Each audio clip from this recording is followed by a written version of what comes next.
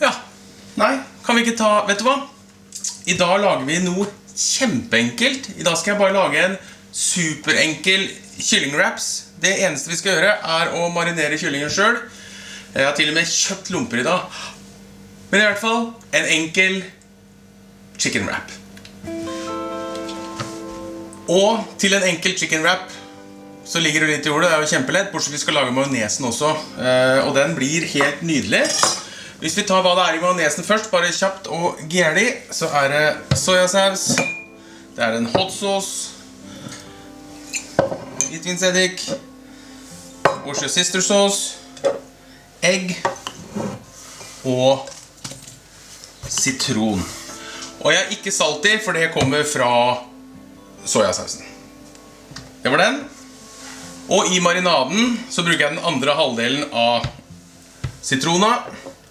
Krydderet en drøs, spørs så mye du har selvfølgelig, men det her må du bare styre selv.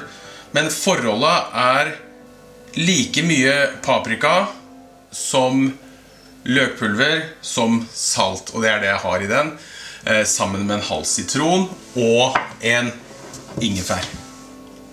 Yes? Og så har vi det vi skal da ha inni wrappet, altså selvfølgelig kyllingen. Den gangen her så bruker jeg kyllinglårfilet. En stor en til hver, eller 2 små til hver. Ja, og så har jeg hvitløk i marinaden også. Og så har jeg, fy faen, og så har jeg sennep også i dressingen, majonesen. Og inni den så skal vi ha kyllingen selvfølgelig, vi skal ha paprika, vi skal ha salat, agurk, løk,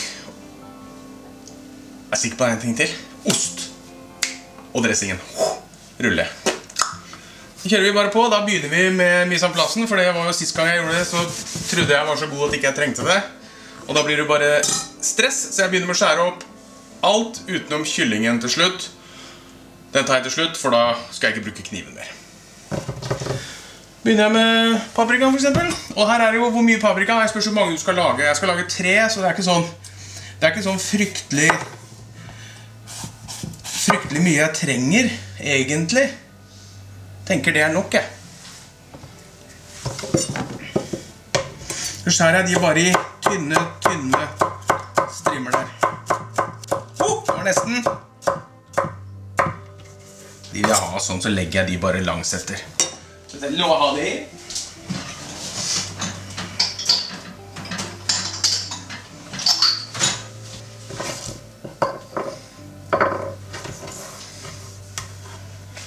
Litt salat, her bruker jeg en hjertesalat. Ikke nok med at den god, men den også billigst. Det skjærer jeg bare i strimler det også.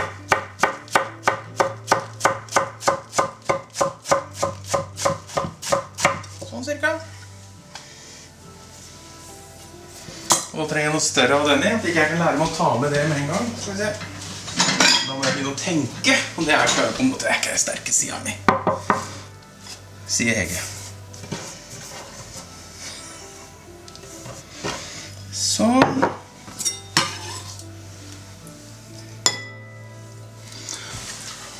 Og så bruker jeg en sjalottenløk. Sånn.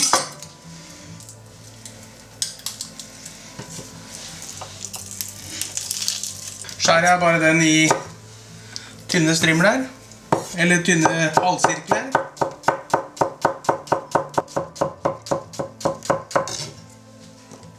Og i en sånn lompe da, så har du selvfølgelig hva du vil, ikke sant? Hva som best for deg, og hva du liker best. Men akkurat det jeg gjør her nå, har jeg testet før. Så jeg vet at kombinasjonen veldig god. Den får en sånn, jeg vil ikke akkurat si at det noe sånt asiatisk vidunder, men det får en liten sånn, et lite sånn asiatisk preg på seg, på grunn av sojasausen og ingefæren, regner jeg med at det som gjør det. Sånn, litt agurk. Skjærer jeg i små terninger. Her har jeg en tendens til alltid å skjære for mange. Det ikke så mange av de som skal til, men de gjør at det blir veldig fuktig og fint.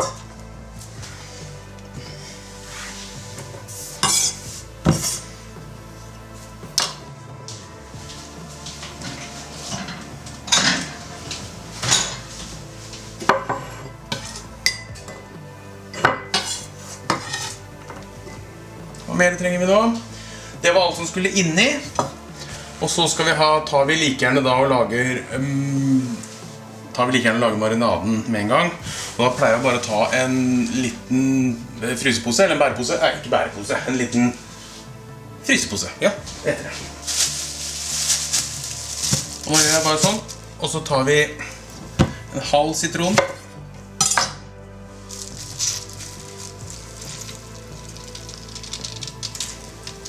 Sånn. Det var den. Uten at det kommer noen stein her.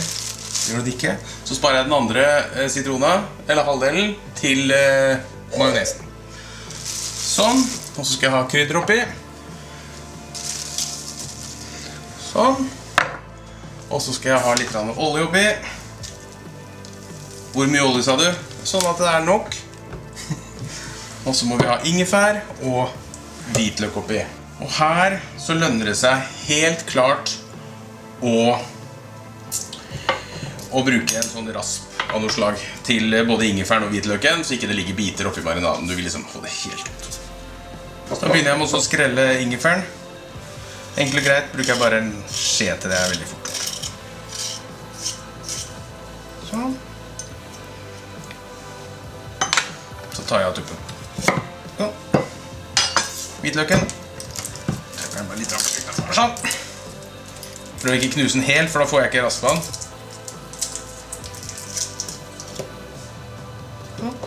Kaster vi det her med en gang. Nå er det bare å raspe ingefæren.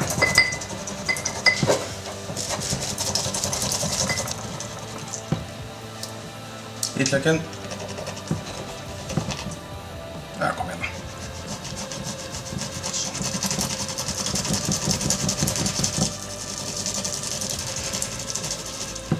Bruker da cirka en hvitløk til 3-4 sånne lårfileter. Og så bruker jeg kanskje, jeg vet ikke. Ingefær får nesten prøve seg frem, altså. Jeg vet ikke hvor mye jeg bruker. Jeg bruker sånn passe. Men hvis dere henger med her nå og har begynt å lage det som blir laget på den kanalen her, så blir det jo liksom lettere da, etter hvert. For det er jo ikke vanskelig noe av dere her. Det som kan være vanskelig når du lager mat, er å vite hvem rekkefølgen skal gjøre ting i. Derfor er det jo, som vi har sagt før, mise en plass er superviktig. For da er det ikke så farlig hvem rekkefølge du gjør det i, så lenge du har alt klart. Sånn, marinaden. Er det mer som skal skjæres opp da?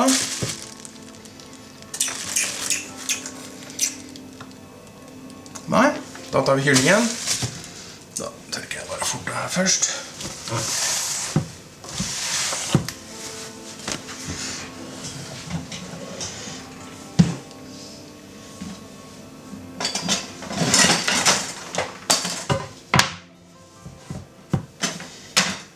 I tilfelle jeg trenger kniven etterpå, så bruker jeg en annen kniv.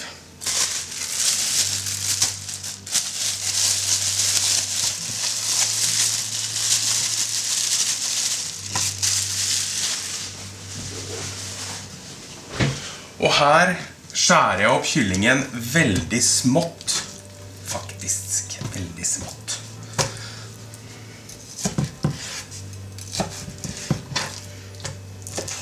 Så små terninger. Dette er i utgangspunktet ikke en rett som bygger på mye kjøtt, selv om det er jo nok, altså, det er ikke det. Men det er liksom ikke... Det er grønnsaker og sånne ting da, som bærer retten. Og så blir på en måte de små kyllingbitene, når de er gjort riktig nå, så blir de liksom nesten krydder, ikke sant?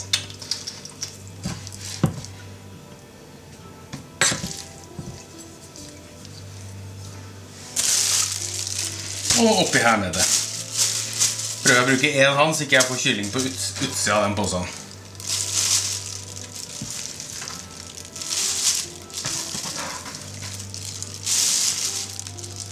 Sånn.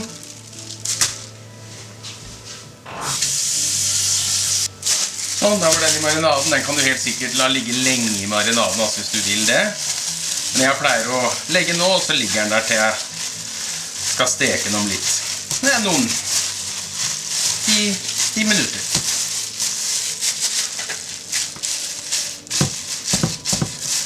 Og mens det står og venter da, så lager vi jus mayonnaise.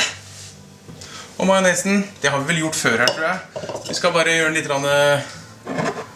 litt annerledes, sånn I smaksbildet på en måte. Sånn. Skal liksom dra jors på, vet du. Fy faen, altså.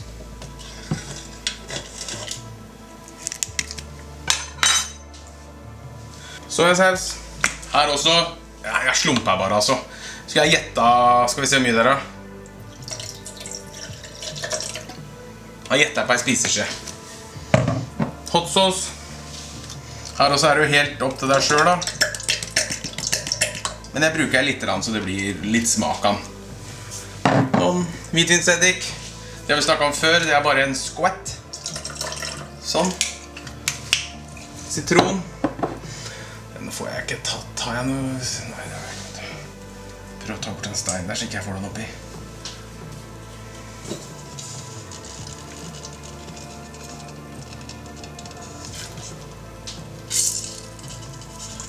Tror jeg fikk en stein.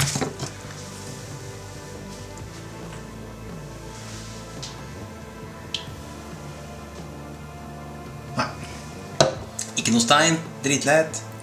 Hva har jeg hatt oppi nå da? Nå gikk det heldigvis spinne for meg.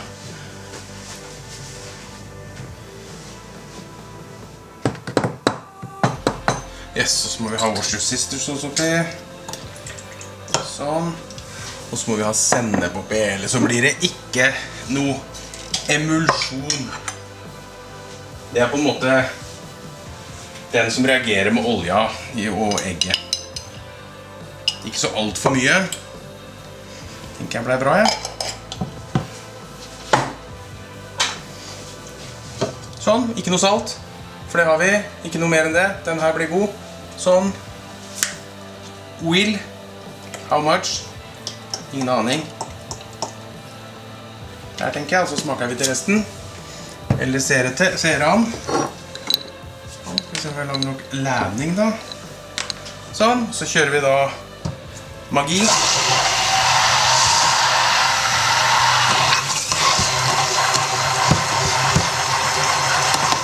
Sånn, og så vil vi gjøre noe mer nå. Skal jeg smake på den?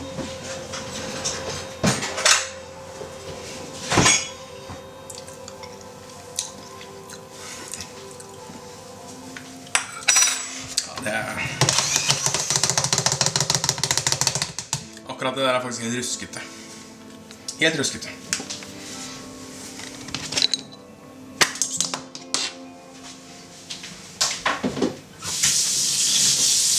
Da var vi der. Da vi egentlig bare ferdig til å begynne å lage. Og det jo enkelt. Grunnen til å ha 2 stekepanner fordi den ene stekepanna så steker jeg kjøtt I, og den andre varmer jeg lumpen I. Det sånn liten sånn. Jeg har aldri gjort det før. For en liten stund siden så begynte jeg å gjøre det. Jeg skulle bare ha liksom 3 lumper. Det mye lettere å ta det I stekepanna enn inn I ovnen. Tørr stekepanne. Og da vi klare. Da kjører vi på. Nå marinaden, nå har den fått lov å ligge litt. Så den klar nå. Varmer vi opp panna. Siden vi har veldig, veldig små biter av kyllingen, så vi har veldig sterk varme. Og så vil jeg bare frese over den. Så blir det her helt superb. Selv om jeg har olje I marinaden, som jeg har litt olje I stekepannen også. Sånn. Og nå det bare kyllingen, det det ene som skal stekes. Nå setter jeg bare den andre på sånn. Passer, legger alle 3 lumpene oppi, roterer litt på de og snur litt på de og ordner på de stegene. Litt triks når du har pose som du skal ha oppi. Så holder jeg igjen I tuppen, og så tar jeg begge hjørnene I en hand, heller alt ned, så ikke det skal sprute, og så slipper jeg den oppi.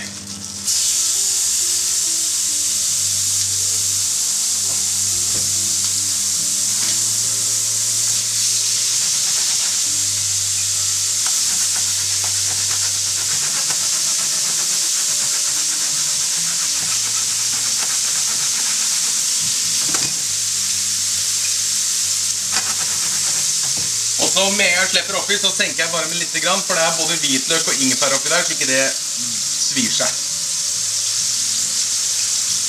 Men nå går det fort.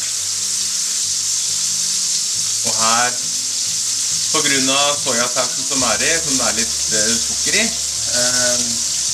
så kan det se brent ut, men det er ikke det.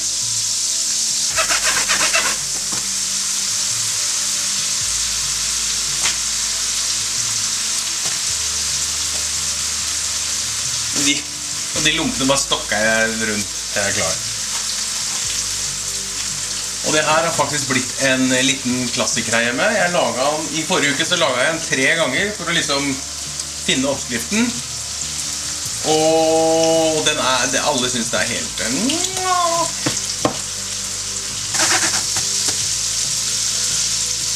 Men en ting jeg har lyst til å si, det er at bare halvparten av dere som ser på er subscribe til kanalen.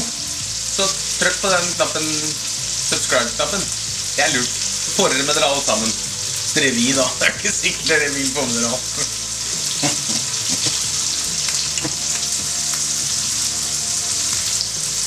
Og da nærmer vi oss noe vaken. Da begynner vi å legge opp.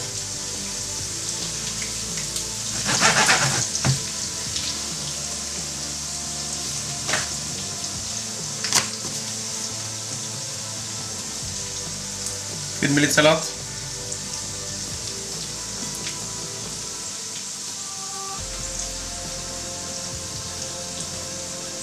Litt løk.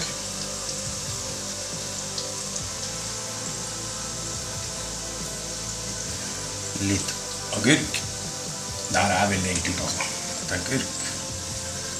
Litt paprika.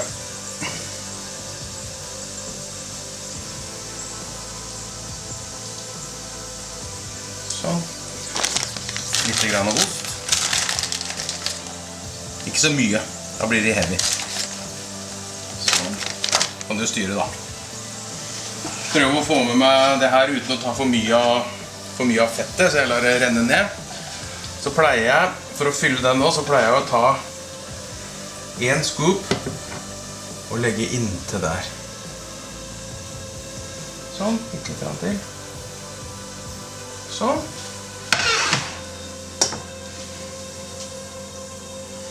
Og så dressingen. Her også, ikke alt for mye da, så ikke det blir bare kliss liksom, men for all del nok altså, det er ikke det jeg sier. Sånn. Og så når vi skal brette den nå, så skal vi se om jeg kan forklare hvordan jeg gjør det for å få den til å sitte sammen. Legg merke til hvordan jeg ikke har fylt noe her nede, så jeg fyller den opp. Legger jeg den over. Og når jeg tar den her nå, så flytter jeg den litt bakover med alt sammen inni. Og det som skjer da får jeg litt av leppe her som jeg kan legge under når jeg legger det på tallerken. Sånn. Og der har du altså en, jeg husker ikke hva vi kaller den. Enkel kyllingwrap kaller vi den. Jeg vil løfte opp den da. Alright. Dritenkelt, kjempelett, kjapt å lage. Prøv, kjør på, kos dere. Ha en god uke, så ses vi neste gang.